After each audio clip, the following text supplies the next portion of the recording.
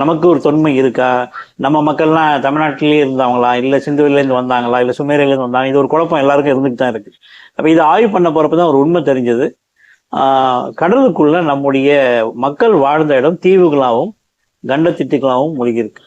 குறிப்பா இந்திய பெருங்கடல்ல மட்டுமே 20,000 தீவுகள் இருந்ததா ரெக்கார்டு இருக்கு. முன்னீர், பழந்தீவு, பன்னீர் ரெக்கார்டு இருக்கு. அதுல 9,000 தீவுகள் கடற்குள்ள மூழ்கி இருக்குது. நீங்க சேட்டலைட் மூலமா கண்டுபிடிச்சிருக்கோம். இந்த தீவுகள் எல்லாமே இன்னைக்கு வந்து மீன்கள் இனப்பெருக்கம் செய்யக்கூடிய இடமா மாறி இருக்கு.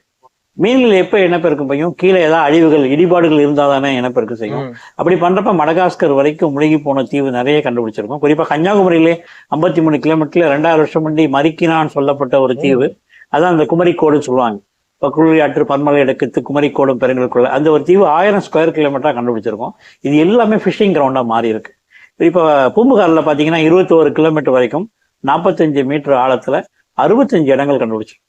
பாண்டிச்சேரியில் பார்த்தீங்கன்னா 16 கிலோமீட்டர் தள்ளி ஒரு மதில் சுவர், கடலுக்குள்ள 2 கிலோமீட்டர் நீளமுள்ள மதில் சுவர் 40 மீட்டர் ஆழத்துல இன்னைக்கு கடலுக்குள்ள பத்திரமா இருக்கு. இங்க சென்னையில இருக்கு. அது மாதிரி தமிழகம் முழுவதும் 16 கிலோமீட்டர் கடல் உள்ள வந்ததுக்கான எவிடன்ஸ் வந்து நமக்கு மிக தெளிவா இருக்கு. அதே மாதிரி கன்னியாகுமரியில வந்து 130 கிலோமீட்டர் நேரடியா கடல் வந்து நிலத்துக்குள்ள வந்ததாகவும், கடல் இல்லாம நிலத்துக்குள்ளேயும் கடல் வந்து பின்வாங்கினது.